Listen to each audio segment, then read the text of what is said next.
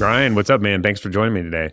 Hey, thanks for having me. I've been really looking forward to this. Yeah, I'm always excited to talk about business and entrepreneurship. And I know you have a lot going on in that regard. And so I'd love to get into that. But I think maybe before we start talking shop, I would love it if you could share a little bit more about like yourself and like where you're at and your practice and those sorts of things. Sure. I'm a plastic surgeon in New York City. And a little bit about me. I grew up in Toronto, Canada. I am the grandchild of Holocaust survivors, and that imprinted this desire to serve and to work hard and be a meaningful contributor to society. As I grew up, sports became something that was very important to me, team sports specifically. I played football and rugby. I always had this affinity to science, chemistry, physics, organic chemistry. Those things made a lot of sense. And career choice was pretty straightforward. I wanted that intense team atmosphere of sports and the certainty of science. So that led me to medicine, which led me to surgery. And then my inquisitive, curious mind led me to New York City. And 10 years ago, I started a practice. And today we're one of the biggest practices in New York City and growing quickly. Yeah, that's really cool. I love seeing physician entrepreneurs, especially.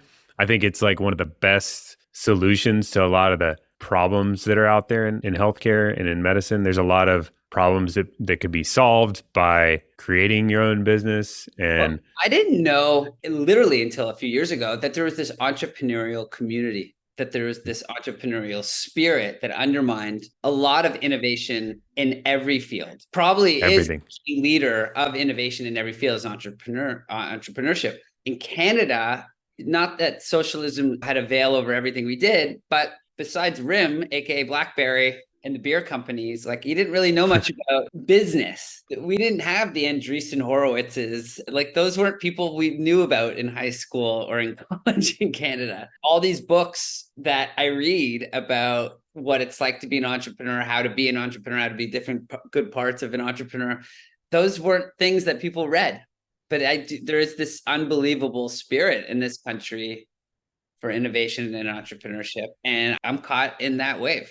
Yeah, I am completely in that world myself and I love it and I'm sold on it. And I think from my experience in my day job, like working with physician families, it seems like not all of them are sold on it so much. Like there's a lot of them. Now, some of them are, some of them aren't, but I think there's a lot of potential for more physicians to be entrepreneurs. When I look at a business, and I don't know how you think, like in broad categories, people are either like really good at making a product, like engineers or whatever, or delivering a service, like surgeons. People are like, or they're like really good at marketing, the razzle dazzle showman, or they're really good at operations, not the Mm. type we do in surgery, but you know what I mean, logistics, or they're really good at leading, like galvanizing and organizing. Physicians typically that everyone I know, maybe they have one of those four. They should have one of those four. They should be good at their medical job. But the other three, like the leadership, the logistics, and the marketing, like that doesn't exist. And in their mind, they can't really figure, am I going to, how do you get there? Like, how do you get those three? They don't want to hire someone because most physicians just kind of think like, oh, I'm smarter than them. Why would I hire them? But at the same time, they don't have any time to go learn those skills because they're running 100 miles an hour, trying to see enough patients to make enough money to live the life they want to live.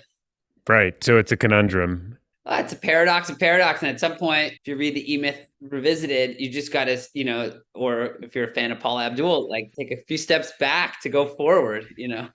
Yeah, the E-Myth Revisited is a really good one. There's too many people that start businesses for the wrong reasons. They don't exactly realize what it means to start a business, and they really are just good at making the widgets and not running a business, and their business fails because they don't understand what all that's entailed in running a business. The problem with the E-Myth, in my opinion, is that it kind of like discourages. It's not very like motivational, I guess. It's more like I don't think it needs to be, and that's why I think right. that's a genius book. I think it's very straightforward, and I don't know if you listen to Alex Hormozy, it's like, are you willing to do all these sacrifices? And it's not pretty. There's very little recognition, but are you willing to do all these sacrifices? Because these are the sacrifices that are required to get a real business. A real business meaning like if you go away for a week, like the business still runs. and they don't Right. need to Yeah. call you every 2 seconds. Like that thing works. Like there's systems and processes. No, I think it's good to read as a real life, sometimes punch in the face, like reality dose of what it is to go into entrepreneurship. In terms of the entrepreneurship, reading and mentorship, I mean, if you are not committed to those two things, I don't think you have a chance in entrepreneurship. I try to read at least 100 books a year on everything that we like, the personal development, the business development, Mm. how companies fail, how companies work. And then you got to have your mentors who you lean on for day to day. So do you think somebody's like built for entrepreneurship? Like if I read the E-Myth, or if I'm like just one of those categories you're breaking down, like if I'm just like the widget maker, like, am I like not gonna be an entrepreneur and never will be? Or do you think I think like most things, you become what you want to become, and it's definitely. I don't think people are designed to be entrepreneurs. I think people get sparked, and there's a mimetic theory of most things, meaning like you are drawn towards things that excite you. Shiny object syndrome. You meet entrepreneurs. If you happen to meet entrepreneurs in your mid-20s, I promise you, and you hang out with them and you like socialize, you're going to become an entrepreneur. yeah. If you don't, you probably won't. Yeah. Have you ever heard the quote, "You're the average of your five best friends"? Correct. I mean, most doctors don't Mhm. know any entrepreneurs, so it doesn't even cross their mind. Well, what's interesting is one of the most popular topics we hear physicians wanting to learn about or get into is real estate. That's kind of like bordering on shiny object.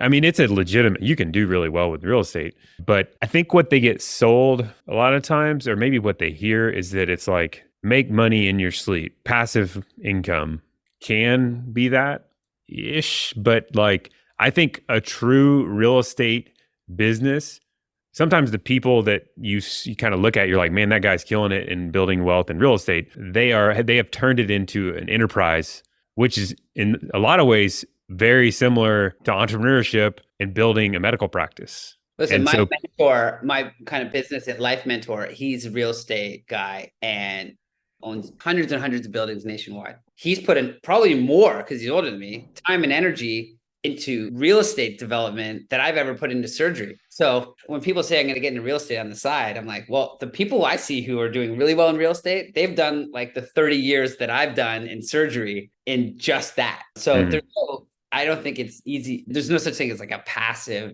or I haven't found the get rich quick, because to me, and I'm always told real estate is the best get rich slow kind of game.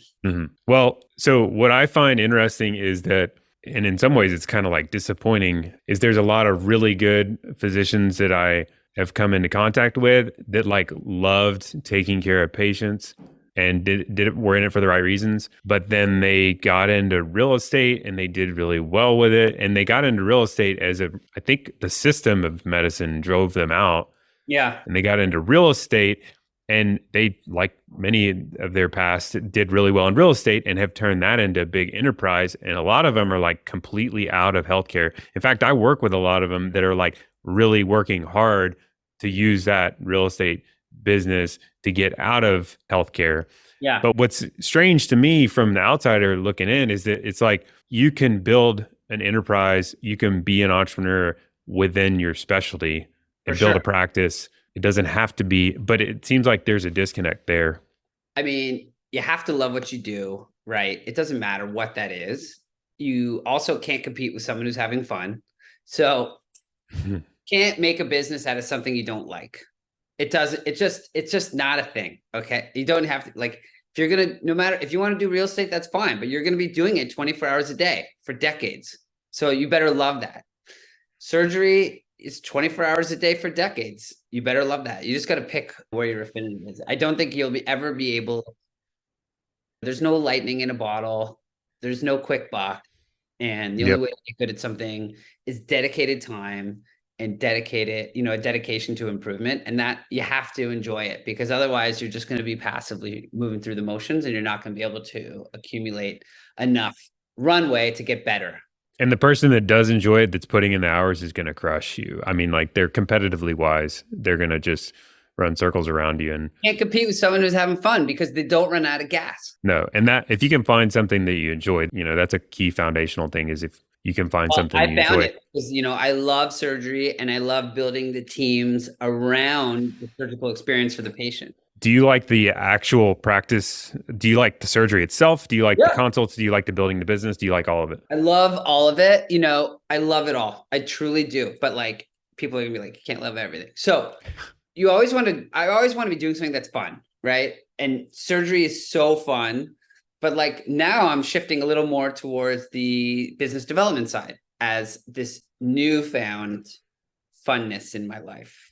So like, as over the next few years, I'm going to be transitioning to do less surgery, not no surgery, but less surgery and more business development to the practice. And that's the trajectory I'm on. The best business developers are the ones that love the widget building. Like, I think when you come from a place of like, I've done this thing a bunch of times and I'm an expert at it and I'm kind of gravitating towards marketing, I think those are the best possible marketers you could ever ask for. The way I think about marketing is if you are trying to sell something that you don't believe in, that's deception and manipulation. But if you love that shirt you're wearing, you just love it, and you want to sell it to your friends, you're not getting anything out of it, but you're gonna go through all these features, how it makes you feel, and you're gonna be like, you got to get the shirt from blah blah blah blah. Like, it's not even sales. You're just like, you hope someone else enjoys the experience of that shirt as much as you, and that's to me what sales is. So you have to make your team believe in you or whoever's implementing the service, and when they do that, it's very easy to share it with your patients or prospective patients. And it doesn't feel like sales. It doesn't feel like you're manipulating. I think when we were talking last time, you said something about marketing as from an educational standpoint, and how physicians are so well positioned to be able to do that because you have the expertise. Well, I think eyeballs on social media, which is the majority of marketing and advertising these days, people are either drawn to entertainment or education. We have seen in medicine, entertainment, goofiness, it does not work. It attracts the wrong kind of ideas from the people and downplays the severity. And we're seeing more physicians losing medical licenses for things they're doing on social media. But people are drawn to entertainment or education. So tell them about medicine, tell them about surgery. And I do think you see amazing social media accounts from things like on toe fungus to like all these things that you think can be interesting to learn about. And you're like captivated because some doctor somewhere figured out a way to tell that story in a way that's like captivating. Yeah. And that is a skill set right there. It is a skill set, but you can go and hire people to help you. And you may not be the most bombastic, outgoing personality and look great on camera and this and that, but that doesn't matter. As long as you continue to keep trying and keep doing, and you'll be able to communicate with people that you want to. Yeah. One of the differences, I think, between entrepreneurship and practicing medicine, or at least the culture of medicine, it's like in entrepreneurship and in marketing, especially, it's like failing forward. It's in fact, like with marketing, it's like, let's see how many times we can fail faster so that we can get to the solution quicker. Well, the old marketing joke is like, I know half of my marketing works, I just don't know which half. Right. I would go with like a quarter or lower. People know something's working because you're getting clients, but most people have no idea whether it's their pay-per-click, their radio, their TV, their this, that, or the other. Yeah, so you got to develop that muscle. That's a little bit of a different. I mean, I think if you're hyper perfectionist, you're going to have a hard time being an entrepreneur. And I think in a lot of physicians struggle with perfectionism. That's going to make marketing challenging, I would say. Yeah. You have to be moving forward. Like if it's perfect, it's probably 2 years too late. I know like they say that a lot of the entrepreneurial books, like you got to get things moving and you want to be willing and able to grow and pivot as on the fly. Mm-hmm. I know you already have a big practice and you're building it, continuing to build it. Does the money come into it? Like, is that part of the motivation or a big motivation or all the motivation? Like, one of the amazing things of having children is like your DNA lives on forever, your legacy. So and if your life is basically your personal and your professional life, and to me, if I can do like, what's the version of like having kids at work? It's recruiting surgeons and growing their careers. And that to me is legacy, which could be around a lot longer than we are, which gives meaning and purpose to the time we are here. Yeah. So you can affect, when you start to employ people, you start to impact their livelihood and well, just pure enjoyment of life. Like when you see your kid walk for the first time, it's amazing. When you see the surgeon that you found like at a residency or fellowship do like something amazing, you get that like same dopamine rush, and like you can keep doing that much easier than keep having kids. So yeah, yeah, and they have a better return on investment too. I mean, well, dollars wise, but correct. But I mean, that's the main part of it. Is just it's another way to enjoy the professional life. mm-hmm. Is your goal to be just continue to grow as long as, I mean, what are you building? I'd like to grow something that's just essentially self-sufficient, where there can be more of like a law firm where there's just a constant evolution forever. I mean, my dream would be that there's some place that has my name on it. Actually, I'm sure they take your name off at some point, but some place that I created and started that just kind of goes on forever. That's kind of my ultimate goal. Size wise, I don't know if we go to different cities, different states. You start as Alexander the Great, you lose control of your kingdom as soon as you can't touch it. So you got to be careful with your expansion. If I think there's a total different skill set of building a business and scaling a business. That's a whole new world. One of the things I always talk about in our office now is like our C-suite team, including me as CEO, like we didn't go to CEO school. Like we never hired a CEO. I didn't hire, I didn't hire a professional CEO. I didn't hire a professional this, that, or the other. We're like all learning this job on the fly. But I do think that scale to the multi-office, multi-state, I think that's another new skill set that like probably is best served by someone who has done that before. Yeah, there's a point. I feel like the entrepreneur's role in small business is a lot of times you got to wear a ton of hats, and that can be challenging to be an expert, or impossible to be an expert at all things. Like you can't be a CEO and a CFO and a CMO and at the beginning you are, at the beginning, that's the most especially romantic period of any business is I remember when there was three of us in a room eating pizza, staying up all night. Like those are all the best, most romantic times. But in reality, it actually sucked, and it's better now. You need to get to a point where you're like, we need a professional at each stage. And are we going to grow internally because they understand the culture, or are we going to go externally because they have the skills? And you have to decide how you want to do that. What about that time sucked? I mean, mostly because like you're working, you have no money, and you're making no money, and you really aren't sure if anything you're doing is really going to work. Yeah. If that was all I knew, I'd be like, why did you keep going? Yeah, it almost makes no sense to start your own business, right? It's but at the same time, it's thrilling, and like you're either like, I don't know, elated or scared as an entrepreneur. Like I'm never comfortable. It's either up or down. It's like a bipolar emotion. Mm-hmm. Well, it is, and it is stressful to take the risk and have all these big decisions to make. But I think, I don't know, everybody has stress in their life and in their profession. And I think one of the best things about, or comparing like a physician working in a giant hospital system to like an entrepreneur, self-employed, or even building your own practice physician, is when you have those problems that come up, inevitable problems and stressors, you can solve them. Like you're actually responsible for solving them. Yeah, but you're also responsible for creating them.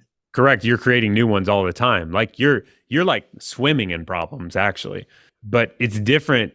Listen, our job, I think all leaders' job, the number one skill I believe in a leader is like emotional stability. Like you need to stay calm no matter how good something is or how bad something is. Like someone's got to be like the rock in the room. There's a great story about Ulysses S. Grant, who's like one of my favorite like American history, if you're a history buff people. He's getting a picture taken. I can't remember the name of the photographer, but like famous photographer after the war. And they're in this room, and the photographer goes, well, go up and like open the skylight to his assistant because like there's not enough light. The guy goes up, he's playing on the roof. The whole glass roof comes down and shatters.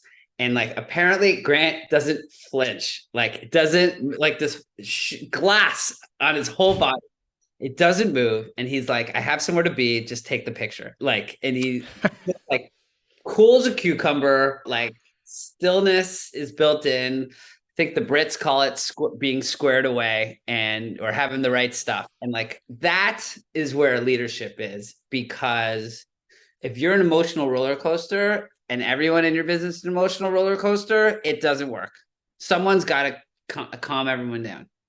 No, So I mean, we live like 3 blocks away from like where he died. It's like it's so weird. And he has the biggest tomb in New York City, Grant's tomb. So I'm always like kind of like in this like world of Ulysses S. Grant. yeah, he's one of my favorites. There's a lot of good ones, but talk about a true American. He was a drunk. he had all the weaknesses and the strengths, and it's unbelievable. Yeah, he had a hard life and had lots of success and lots of failures. And I mean, I think that's what it's about: is failing, learning to grow from your failures, and failing forward. That's one of my favorite books. Is Failing Forward. Is learning to. I can't remember who told it to me. But it's like in life, you either whatever happens, you either win or you learn. Like not win or lose. Like win or learn. Like pick one. Mm-hmm. Nothing you're gonna get hit. You're gonna lose things all the time. But like, you step back? Did you really lose, or like what could you take away? Is that a learning point? You can't let success go to your head and failure go to your heart. Right. You also have to learn to be humble. Yeah. Like when you have all the success, you have to learn that you're actually not as big of a deal as you might think you are. Well, know thyself. And like, I think as you get more successful, that's when like more things are lurking around the corner. Yeah. I think the other thing too is I imagine you're getting a lot of requests for things and people, and your time is starting to, I imagine you're having to start to say no a lot. But yeah, like Buffett says, the people who say no the least are the most successful, or say no the most are the least successful, are the most successful. You say no. And the idea, keep the main thing, the main thing, the main thing. And yeah, I'm probably not as good as like others. I probably take too many meetings, meet with too many people. There's also this mentorship collaborative phase of medicine where like, if a medical student, a resident, a fellow, or someone wants to talk to me about their career and bounce it off my ear, I probably do that too much. But like at the same time, like I kind of like doing that. Yeah. So I'd be curious about the mentorship thing. You mentioned that earlier, like how important it was educate yourself and have mentors in your life. And so that's still an active thing for you. Like I know you say your mentor every day, 7 days a week, 365 days a year. And you can find mentor. Like I kind of found mine by accident, like at a dinner party, kind of connected with a guy. And like, he's about 10 years older than me, incredibly successful, worldly, and is willing to like guide me. But that mentor-mentee relationship has to go both ways. Okay. So it's not just me calling him every day. Hey, what do I do about this? Hey, what do I do about that? Even though he's got this much more successful business, there are things about the world that I can share with him, so that there's a back and forth. But anytime I get a proposal for something, or I'm thinking about doing something, you need to have someone to call who's going to be brutally honest with you and help you think through that decision, because most of us have shiny object syndrome. So you need someone to smack you down a little bit, and you need multiple people. Like, and if you don't have like talk to your accountant. Like you could use your accountant and a good lawyer, or find your local YPO or business entrepreneurship. Go find people, but you better find smart people who you can ask questions to. Otherwise, you're on your own. And like, I don't care who you are. No one knows what to do. Yeah, we serve that role on occasion with clients that we're working with, and not always, but I try to only give advice. It's difficult to do this all the time, but like only give advice when it's requested. And so on occasion, like clients will bring decisions to the table and solicit input. And I think that's fantastic. And we encourage it because it's just a second set of eyes. And we're like, get more opinions. It doesn't hurt to do what they say, but a lot of times it helps clarify the decision algorithm. Right. And we typically, so I'm the third party, that's looking at it. I have more objectivity, but like typically it's kind of an emotional mess. Like they're not quite seeing it. Yeah. Yeah. You have some like just the other day, I remember I was looking at like a space for expansion, and like someone, I think whichever broker sent me like a proposal, and I like forwarded it to my, like it meant, and he's like, I'm not even opening this location. Like, you're not going to this location. This is stupid. And you're like, oh, I just got like totally bamboozled by the broker. Like, and like I would have gone through this, like spent the next few months trying to figure out how to make this work. And he's like, just like, you're not seeing what's directly in front of you because of like the razzle dazzle this guy just gave you. So Did you know instantaneous? Like, how do you find a mentor? You like feel that, like, what's the key characteristic that, listen, you like, I find more and more all the time. I mean, a lot of the times I meet them at dinner parties or whatever, like you connect and, you know, you actually get a sense that they are interested in you, in your life, and they want to most very successful people, I find incredibly successful, want to share how they got there. Like they don't want to just like sit on a pile of money in like a house by themselves. Like, like they don't. That's just not the way they're wired. yeah, They want to get out and do stuff, and they're help? and a lot of them are so far removed from the beginning of a business or like a little business, like a doctor's practice, that like it's nostalgic to them to like get involved on like, how do I hire an IT company for like all my computers, and like where do I get 25 computers, and like do I go to Best Buy, or is there like a place where you get 25 computers for your, you know, company, or like Yeah. just stuff like that. They like, I find people like enjoy that. Yeah. There's a lot of questions that come with entrepreneurship, and It's it's all sometimes questions. it's a million questions. Every But answer is just another question. yeah, and you can Google things, but like you gotta, I mean, you can't put it's so valuable to have people in your life that Well, I think I've the big thing is, surgical mentors too. Like, you know, I know that like Dr. X, Y, or Z has an amazing operating room. Hey, where'd you get the surface? Call them up. Hey, how'd you get the surfaces that you got in the operating room? They're like, oh, you know, we found this really cool company in North Carolina. Let me send you the guy's contact. You know, mm, like you got to just keep asking questions. You don't want to be, you know, going through the world blind. I think people that can speak truth is a big thing. I mean, most successful people, I think, would have had to have a more likely chance of being people that are truthful and speak honest or direct.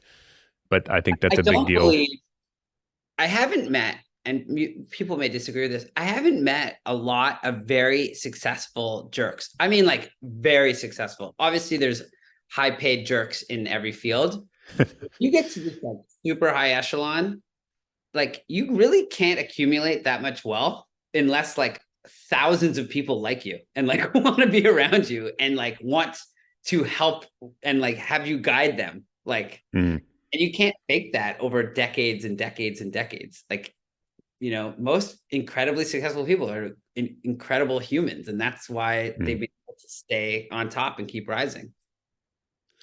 Do you think more money always equates to happiness and better personalities, or is it Uh, like the personality comes first and then the money comes second? no, you know, the more money you accumulate, you'll realize that happiness and money have like very little correlation. Yeah. However, there are extremely happy people with tons of money. There's extremely happy people with a tons of money. There's extremely happy people with no money. There's miserable people with no money. There's miserable people with lots of money. It's, you know, the strength of the personal dynamics in your personal relationships, your social network, your Mm. mental clarity, you know, all that. You know, there's so much more. What's his name? There's a Canadian professor from Concordia, I believe, Gad Sad. I think his last name's Sad. Psychology, human performance behavior. He has a new book on the 8 rules of happiness. Yeah. I think it's Gad Sad or Sad Gad. Yeah. I don't He's have got, my keyboard. he's got a good podcast too. But that book I glanced over. You know, it's nothing you don't know. Like spend more time with your kids, like you'll be happier. Yeah, but like we're Right. always paradox of like you want to provide more. The only way to provide more is to do more. And when you do more, you're not around. So we're always bouncing back and forth in that. Right. I think we all fall for at different occasions of our life of thinking that the money is going to cause the happiness. It's just Well, I difficult think not it's to. because there's a scoreboard and it makes life easier. you think because you can just watch the score go up, and you think you should be happier as the score goes up, and then you realize you don't, and then you have to figure it out. But I think everyone, rejigs it and finds the balance if they are looking for balance. I mean, obviously there are people who will, I walk to work in the morning in New York City, and there's like 80-year-old guys like heading to the office, and like I have to assume these finance guys probably don't need the money, but they just like want to keep rolling. Like they don't. That's how they're hardwired. Yeah, I think if you enjoy going back to enjoying your work, if you truly enjoy your work, or maybe it's the thing you enjoy the most of anything, even, Yeah. uh, that makes a lot of sense. Now, that's a good question, I think, for everybody is like, what do you truly enjoy most? And that's not an easy question to answer because there's a lot of things and it changes, but it's something to, I think, regularly explore. Yeah, for sure. If I'm early in practice or maybe even in training, I think entrepreneurship resonates with a lot of early career physicians that have gotten a good dose of the system and they're like, I really don't, I would love to do it a different way. Yeah. What do you think is like a good starting point? Like, I know it's not really well taught in training. Like there's not a lot of You business. have to decide when you're ready to go on your own. And my suggestion is you want to transition to go on your own, meaning you have a job or you're working for someone else, and you should start just get your LLC and start looking for a space. And you should be doing like 5 days a week, working for someone else, working somewhere where you get paid, and then go to like 4 days, 3 days, 2 days, and start building your up. You have to figure out what you want to do and who you want to do it to. Because if you know what the avatar of your customer looks like, you can go out and find them. Like if you know you want to do breast augmentations on 22-year-old girls, that's a lot easier. You're going to direct your marketing towards college age girls, and you're going to have college age, flavor to the medium. So once you get good at something and you know who you want to do it to, start building the people around you who are going to help you do that, better. It's all Yeah. easier said than done. And then measure yourself in decades. Most people, as Bill Gates says, overestimate what they can do in a year, but they underestimate what they can do in a decade. It's like a diet. Like you can't do it for 2 weeks and wonder why you're not ripped. Like eat healthy and work out for 10 years. Show me your body.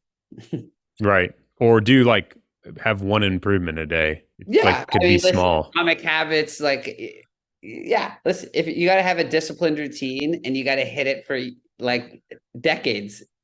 And Right. like, I don't believe you can lose if you're willing to do that. But I think there's like 0.000000001% of the population who's willing to do that. Yep. Well, It's like most a people. bamboo tree. A bamboo tree can grow like 90 feet in 6 weeks, but only if you like water it perfectly under the ground for 5 years in this one spot. So like, are you willing to like do the 5 years of watering to like build the foundation that And it's no like, one needs? And then, success happens slowly, then quickly. yep. No, and I think people think they see the person, they see the bamboo tree grow, and they're like, "Oh yeah, I want to grow the bamboo tree," and then they're like, they don't see the part that happens before, Yeah, like the everyone's an hidden. overnight success. It only took 30 years. Right. Yeah, but in reality, it takes a long time to build up things. And then they compound. It compounds. All these little successes compound to turn into a big success. And it's like your practice is like growing fast now, and it's compounding, and there's a lot of bigger successes happening. But you also start out in like a room with 3 people, like kind of feeling like your head was cut off, and you're like, eh. Exactly. Which always keeps the fear level up. So like you never get comfortable. Most entrepreneurs are never comfortable. Yeah. I Are bet you you Elon Musk and Mark Zuckerberg are like stressed 24/7. Like even though are you comfortable? never like I'm no, like I'm always like, I have this massive payroll, these huge facilities, all these things that are running through your head of like, what happens like if nobody shows up to, like there's always, yeah. No, I'm never like just cruising. I'm always dialed in. But it would be kind of boring if you were cruising. I mean, I don't know. Yeah, listen, I don't know any other way. Like, I don't know any other way. Yeah. Well, I know we're getting to time. I wanted to make sure and circle back on your end. Where is the best place people can find out? I know you have a lot of good stuff on social media, and that's another thing. I think you've done a really great job of building. You were talking about people with social media that have done really well. You're one of them. So, I appreciate that. I think we there's no magic formula. It's like, this is what we do. This is who we do it to. This is why we do it. This is why you need it and want it in your life. And I'm going to do that every day for decades. And then I'm going to tell you a little bit about me, why you should trust me. I'm very disciplined. I exercise, I read, I get up early, and I spend my free time with my family. Like, that's what I want in a doctor. That's what people like. Yep. It's simple. Yeah. It's like, yeah, there's no razzle that, like, I don't need to do anything like magic. It's like, we solve people's problems and we're good people. And like, we care about the people we do it to. My recommendation for anyone, if you're anyone starting a practice or any business, recruit awesome people. They have to have unimpeachable character and have to be like committed to excellence. Like, don't recruit average, and take care of your people. If you take care of your people and you take care of your patients, the profit takes care of itself. Right. Yeah. And you can build a culture too. I mean, it's kind of fun to build a culture because you can. Yeah. And you build that at the beginning, but you have to keep, culture is like the mortar in the bricks or around the bricks in the foundation. And like, you got to constantly renew it. Yep. And mortar is necessary. The building falls down if there's no mortar. Yeah. People are super important. And you can see in like hospital systems when you get like grumpy staff that everybody's depressed and burning out, and that's just chronic. I mean, it's terrible for the system. Yeah. Well, that's because the people making the decisions are too far away from the action. Like, most businesses getting more and more trouble as the people making decisions are farther away from the action. Right. That's like why they had so many problems on nuclear submarines, is because, like, especially the Russians, like, the captain had all the power, zero information. The like 16-year-old kid with his like loading nuclear warheads into like had all the information and zero power, and like they never talked. So yeah, that's a problem. It's a problem. Yeah, you gotta like, people they gotta communicate. It gets harder when you get bigger though. Yeah, but there's strategies. What's the best place people can find information about you and your practice? Your practice website, I know, is a good one. We'll link to those in the show notes. Okay, listen, at Dr. Neinstein on Instagram. And from there, you're going to see all the other physicians who work with me, Dr. Anna Steve, Dr. Chris Funderburk, our aesthetic injector, Dr. Nurse Tara, and you'll see everyone on the team from there. Awesome. Well, it's been fun. I've enjoyed chatting with you. And I know you're in a nice, sweet spot now that hopefully you can go enjoy your beach house that you're hanging out at. Listen, I'm an entrepreneur, and I got to call the office, and we got fires to put out. Oh well, yeah. At least you're doing firefighting in a nice spot. I like being a firefighter. I'm okay with it. All right, man. Good catching up. Awesome. Thank you.